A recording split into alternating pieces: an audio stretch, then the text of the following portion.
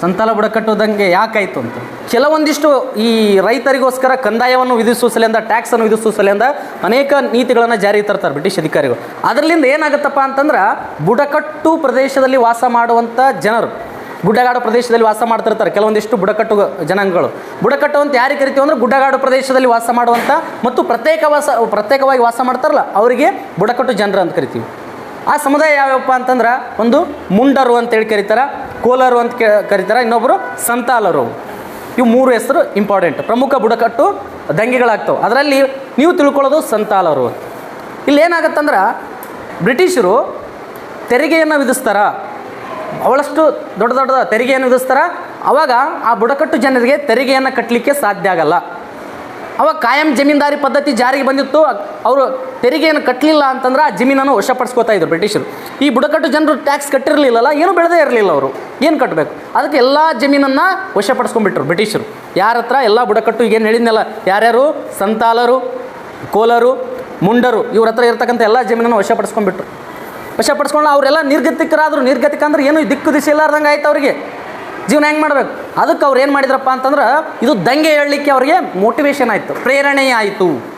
ನಾ ಏನು ಹೇಳ್ತೀನಲ್ಲ ಕೀ ಆನ್ಸರ್ದಾಗ ನಿಮ್ಗೆ ವಾಟ್ಸಪ್ ಗ್ರೂಪ್ಗೆ ಹಾಕಿನಿ, ಅದ್ರಾಗಿರೋದೇ pin to pin word use ಮಾಡತ್ತೀನಿ, ಹೊರಗಿಂದ ಒಟ್ಟ ಎಲ್ಲ ಅದ್ರಾಗಿರುವಂತೆ ವರ್ಡನ್ನೇ ಯೂಸ್ ಮಾಡತ್ತೀನಿ. ಪ್ರೇರಣೆ ಆಯ್ತು, ತಗೊಳ್ಳಿ ತೋರಿಸಿನಿಲ್ವ, ಅವ ಪ್ರೇರಣೆ ಆಯ್ತು, ಎಲ್ಲರೂ ದಂಗೆ ಹೇಳಮಂತ. ಅದ್ರಾಗ ದಂಗೆ ಎದ್ದವ್ರು ಯಾರಪ್ಪ ಅಂತಂದ್ರೆ ಸಂತಾಲರು ಬ್ರಿಟಿಷರ ವಿರುದ್ಧ ದಂಗೆ ಹೇಳ್ತಾರ.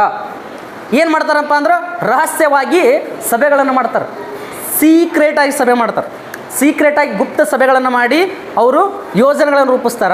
ಯಾವ ಥರ ಅಂತಂದ್ರೆ ಈ ಜಮೀನ್ದಾರರು, ಊರಲ್ಲಿರ್ತಕ್ಕಂಥ ಜಮೀನ್ದಾರನಿಗೆ ಒಯ್ದು ಇವರು ಟ್ಯಾಕ್ಸ್ ಕಟ್ಟಬೇಕಾಗಿತ್ತು. ಆ ಜಮೀನ್ದಾರ ಬ್ರಿಟಿಷರಿಗೆ ಒಯ್ದು ಕೊಡ್ತಾ ಇದ್ದ.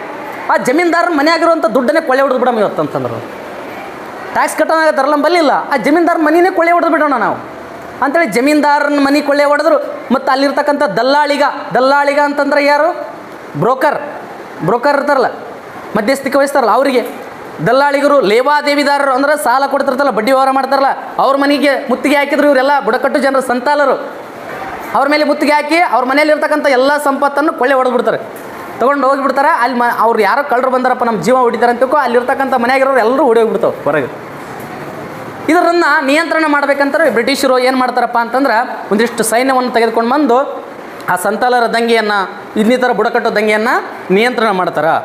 ಇಷ್ಟೇ ಆನ್ಸರ್ ಬರೆದ್ರೆ ಸಾಕು, ಏನಾಗುತ್ತೆ ನಿಮ್ಮ ಸಂಪೂರ್ಣವಾಗಿ 4 ಮಾರ್ಕ್ಸಿನ ಕ್ವಶನ್ ಇದು ಇಷ್ಟು ಸಿಗುತ್ತೆ. ಕ್ವಶನ್ ಏನು ಕೇಳ್ಯಾರಪ್ಪ ಅಂತಂದ್ರೆ ಭಾರತದ ಇತಿಹಾಸದಲ್ಲಿ ಪ್ರಮುಖ ಬುಡಕಟ್ಟು ದಂಗೆ ಆಗಿರ್ತಕ್ಕಂಥ ಸಂತಾಲರ ಬುಡಕಟ್ಟು ಹೇಗೆ ವಿಶಿಷ್ಟವಾಗಿದೆ ಅಂತ ಪ್ರಶ್ನೆ ಕೇಳ್ಯಾರ. ಅದು ಇಷ್ಟು ಬರೆದ್ರೆ ಸಾಕು.